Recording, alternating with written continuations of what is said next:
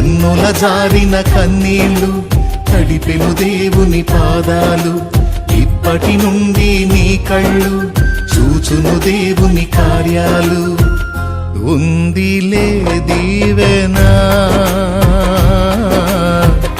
ఎందుక వేదన, పొందిన యాతన దేవుడే మరచునా.